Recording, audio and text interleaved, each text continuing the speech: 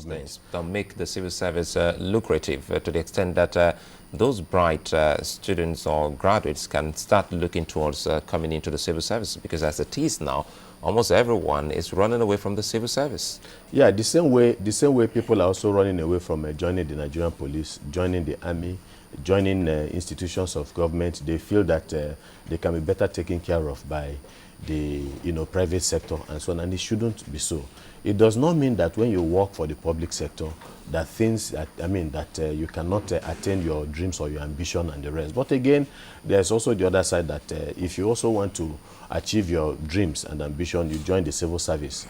So there are two ways of. So I think that now depends on exactly where within you are located within the structure of the civil service. Our politicians really have a way when it comes to political appointments of wanting to jostle for juicy positions and juicy ministries and so on and so forth. But it shouldn't be that way. Every position, every appointment should be an opportunity for service.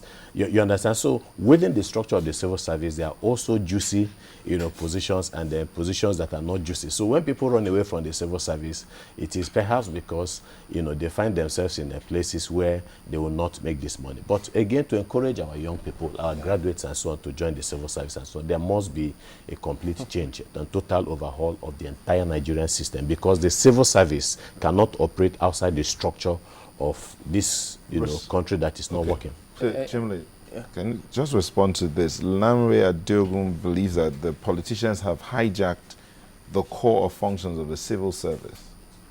Yeah, I do not believe that the politicians have given proper direction and orientation to the civil service. You see, there's this culture, again, the culture of impunity.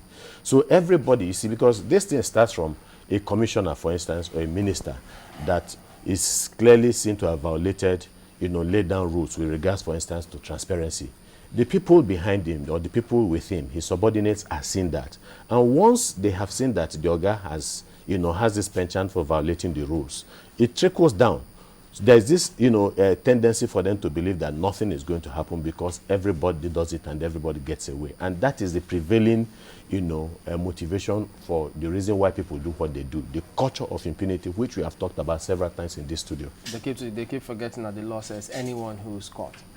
So they think several people have done it. That's the issue. And that is why if you want to get caught, if you have to get caught, steal as much as you can, so that when you are caught, you can now use the money you have to now negotiate your liberty and your freedom. Which doesn't work in most cases. So which works in most cases in Nigeria. As much as they can. It works in most cases in Nigeria. Somebody was jailed, I think, recently for stealing 1,200 naira for 6 months. Which person has stolen and bribed this way and then averted justice? Oh, many. Virtually all the governors from 1999 to date. Virtually and you're talking virtually all of them. You all can't of say them. that for No, sure, I have made this statement. If the matters are in court. Chamberlain, I have made this statement. Why is the country not working? We must get back to that issue. No, but you can't say that. If the matter is slow in court, it's a different matter.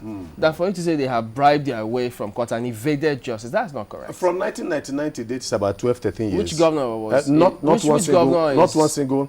Which one from 1999? Well, the wonderful thing is that even the judges among themselves sometimes, blame the EFCC for doing very shoddy jobs deliberately, and then the EFCC at the same time also passes the buck to the judges that the judges are not frustrating their job. So who exactly is guilty? Why are these governors and these ministers and so on not in jail? Local government chairmen. Okay, and maybe civil society groups.